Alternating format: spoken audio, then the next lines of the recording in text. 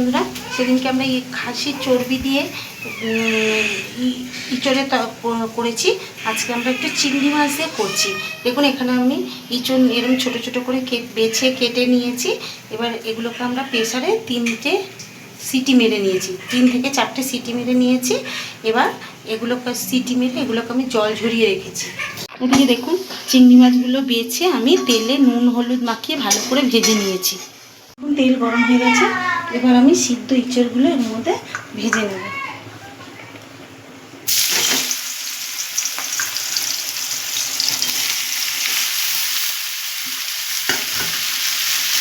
দিয়ে দেবো নুন এবং হলুদ।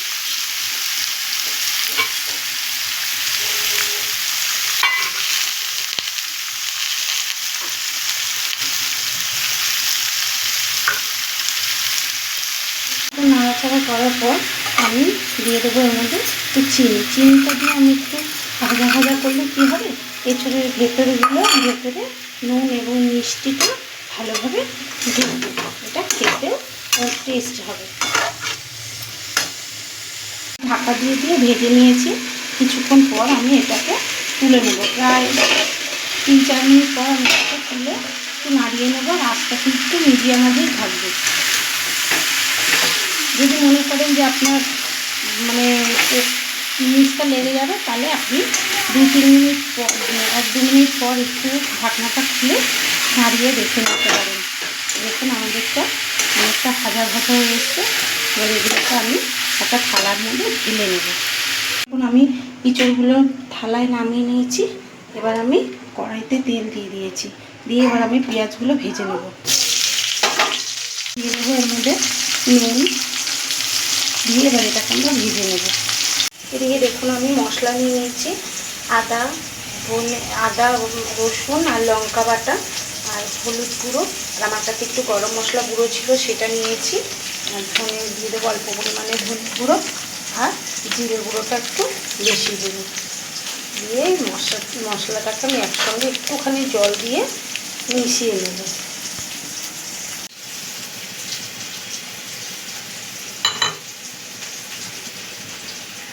এটাকে আমরা জল দিয়ে মিশিয়ে নেব। ভাজা ভাজা হয়ে যাওয়ার পর আমি মশলাগুলো এর মধ্যে দিয়ে দিয়েছি। এবার আমি এর মধ্যে একটু হালকা পরিমাণে জলও দিয়ে দিয়েছি। দিয়ে গ্যাসটাকে আমি একটু কমিয়ে দেবো, মিডিয়াম আঁচে দিয়ে দেবো, যাতে মশলাটা পোড়া না লাগে। কিছুক্ষণ নাড়াচাড়া দিয়ে এর মধ্যে আমি দিয়ে দেবো টমেটো কুচি। দিয়ে দেবো আর একটু নুন, দিয়ে দেবো পরিমাণ মতো চিনি। দিয়ে এটাকে আমি মিডিয়াম আঁচে রেখে ভালো করে কষিয়ে নেব যতক্ষণ তেল না ছাড়ছে। তেল ছাড়তে শুরু করেছে। এইবার আমরা ইঁচড়টাকে এর মধ্যে দিয়ে দেবো। দিয়ে আবার কিছুক্ষণ নাড়াচাড়া দেবো।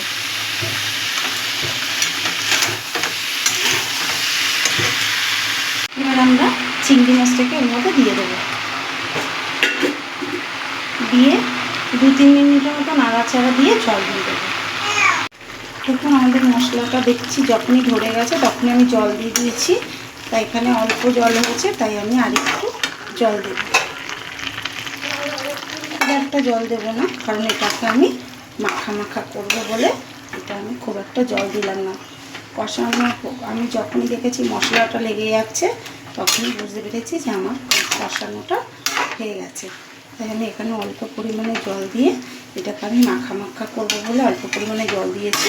এবার এটাকে আমি মিডিয়াম আঁচে রেখে ঢেকে একটু ফুটিয়ে নেব।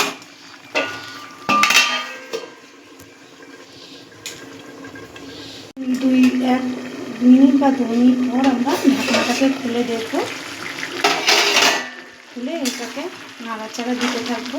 আপনারা যদি মনে করেন এরকম খাবেন তাহলে এরকমই নামাবেন, আর যদি মনে করেন আর একটু টানাবেন তাহলে আরেকটু জল টানিয়ে নেবেন। দেখুন আমি আরেকটু জল টানাবো, টানিয়ে তারপর আমাদের ইঁচড়ের রেসিপিটা রেডি হয়ে যাবে। দেখুন আমাদের ইঁচড়ের রেসিপি রেডি হয়ে গেছে। ইঁচড় চিংড়ি দেখুন আমি এরকমভাবে মাখা মাখা করেছি। নামানোর আগে নুন ঝাল মিষ্টি ঠিক আছে নাকি দেখে নামাবেন। দেখুন আমাদের ইঁচড় চিংড়ি রেডি হয়ে গেছে। আপনারা নামানোর আগে ঘি গরম মশলাও দিয়ে নিতে পারেন, কিন্তু আমি এখানে দিইনি, কারণ এখানে যেহেতু আমি এটা চিংড়ি মাছ দিয়ে করেছি, তাই চিংড়ি মাছের যে একটা গন্ধ, তার জন্য সেটা আলাদা। ওর জন্য আমি এখানে ঘি আর গরম মশলাটা দিইনি, তাহলে চিংড়ি মাছের সেন্টটা পাওয়া যাবে না। তাই আপনারা চাইলে দিতেও পারেন। দেখুন এইভাবে বাড়িতে একবার করে খেয়ে দেখবেন, আশা করি বাচ্চা বড় সবারই ভালো লাগবে। ভালো লাগলে একটা লাইক এবং সাবস্ক্রাইব করে দেবেন। ভালো থাকবেন, সুস্থ থাকবেন, দেখা হবে পরের একটি রেসিপি নিয়ে।